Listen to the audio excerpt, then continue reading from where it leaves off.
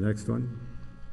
But there is one relationship that is far more powerful than all the others, and it is this. When there is more carbon dioxide, the temperature gets warmer because it traps more heat from the sun inside. The famous one, you know, the CO2 and the temperature correlate in the ice core data. And Al has this across a great big stage, bigger than this, and he rides a little chair. What he neglects to mention is that if this data didn't look this way, we would know the ice cores were wrong, because the vapor pressure of carbon dioxide is temperature dependent. You can take a flask in the laboratory, put seawater in it, dissolve carbon dioxide to the concentration that is present in the seas, gradually raise the temperature, and the vapor pressure, the amount of CO2 and the gas over the water, will just go up and down exactly like this. Moreover, it's quantitative.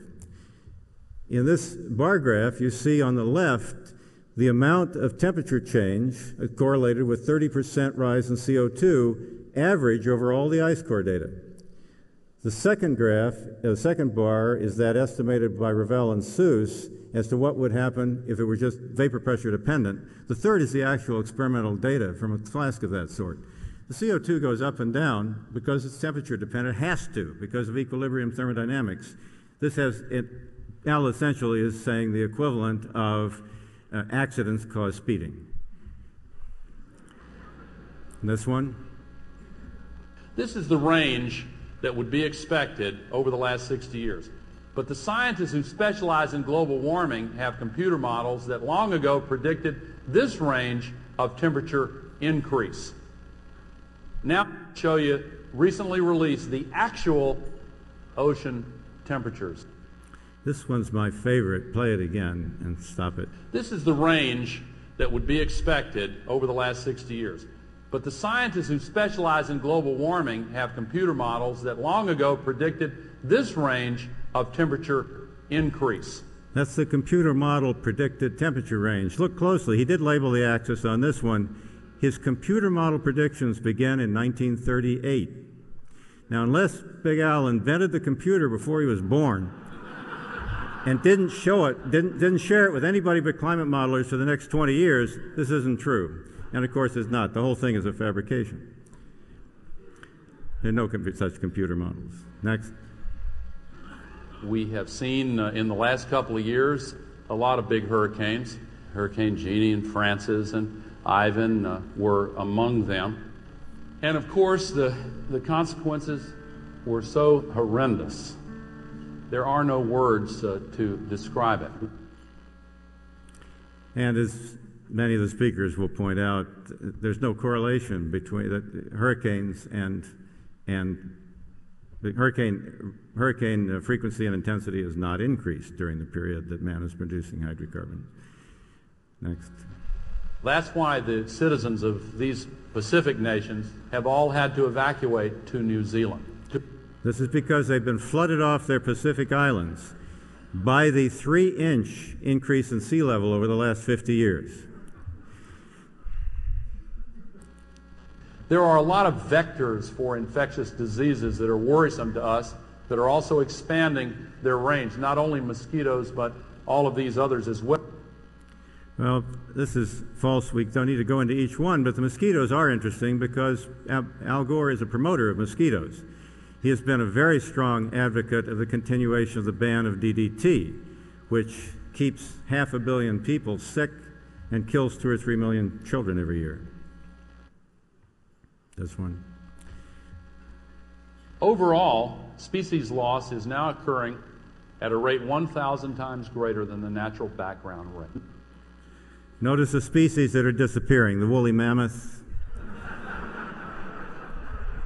We have here a scales that balances two different things. On one side, we have gold bars. Don't they look good? I'd just like to have some of those gold bars.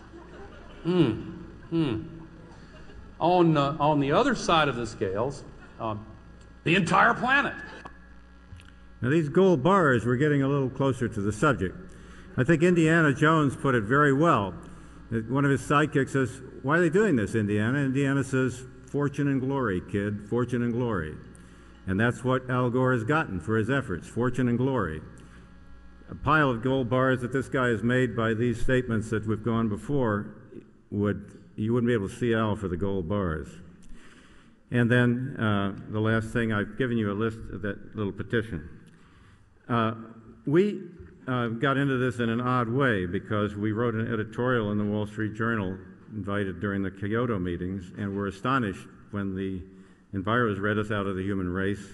That got our attention, and we circulated a petition. Many of you are signers. I won't go into it extensively. As to, the text is there on the thing that I put on your chair, and you understand it.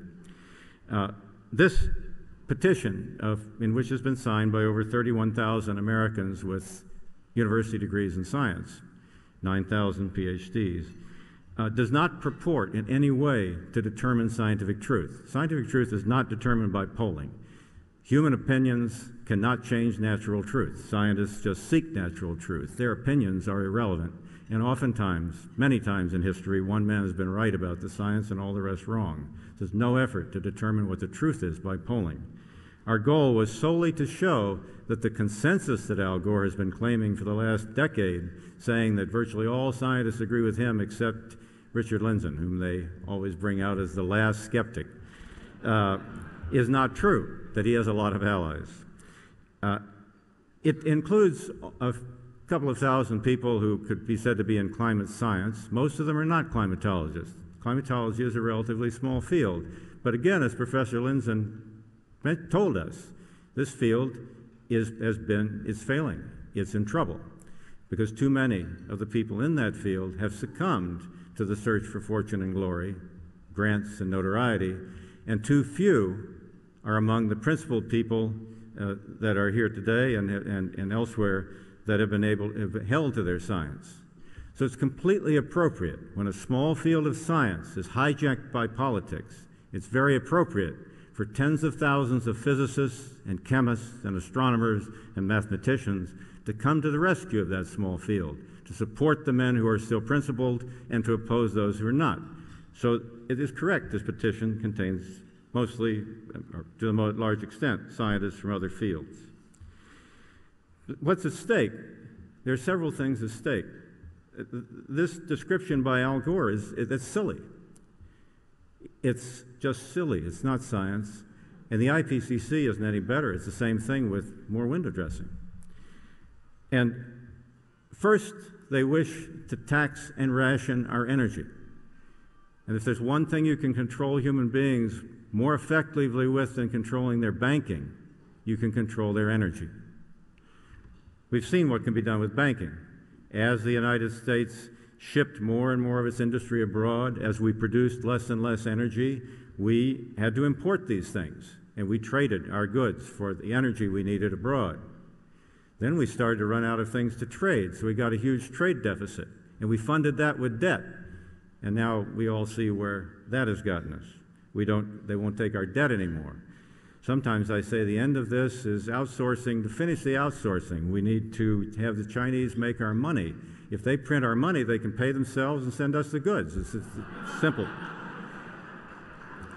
But freedom